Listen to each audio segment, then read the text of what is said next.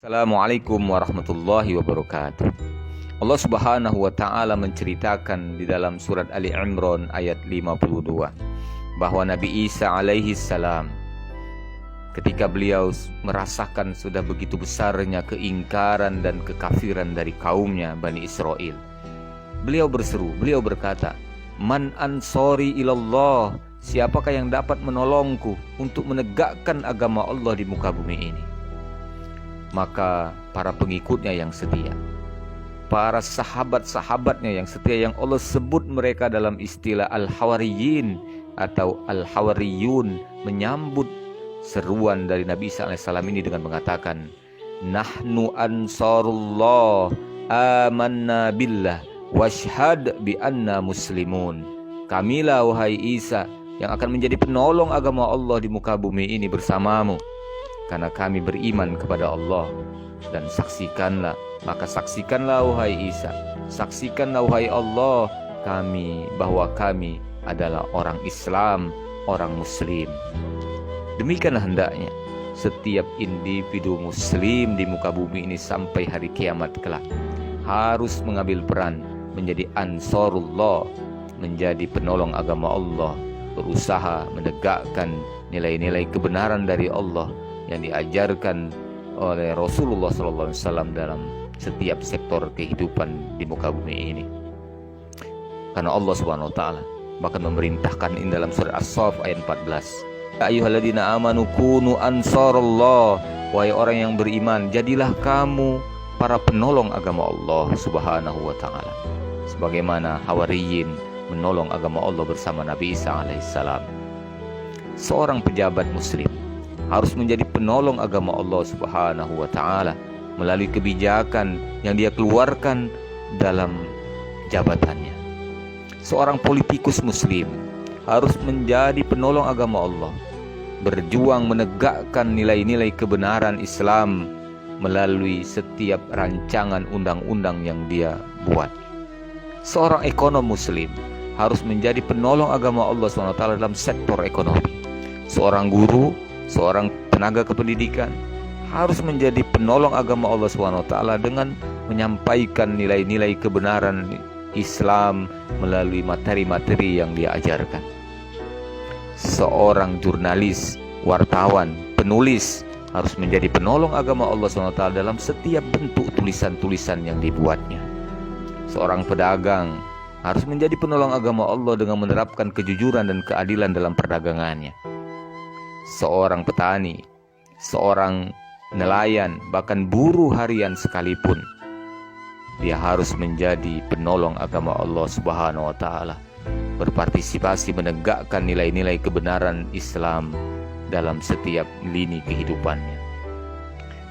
Saudara yang dirahmati Allah Subhanahu wa taala, jadi kewajiban menjadi penolong agama Allah tidak hanya menjadi kewajiban seorang ustadz saja, seorang habaib saja, seorang ulama, seorang mubalik saja, tetapi ansarullah, menjadi penolong agama Allah, menegakkan agama Allah di muka bumi ini adalah kewajiban kita semua, setiap individu muslim. Oleh karena itulah, mari kita berjuang, berusaha dengan kapasitas yang kita miliki menjadi penolong agama Allah Subhanahu wa taala, sehingga kita berhak untuk berdoa seperti doanya para hawariyin pada saat itu. Mereka berdoa kepada Allah Subhanahu wa taala, "Rabbana amanna bima anzalta wattaba'na ar-rasula faktubna ma'asyahidin." Ya Tuhan kami, sesungguhnya kami telah beriman kepada apa yang telah Engkau turunkan.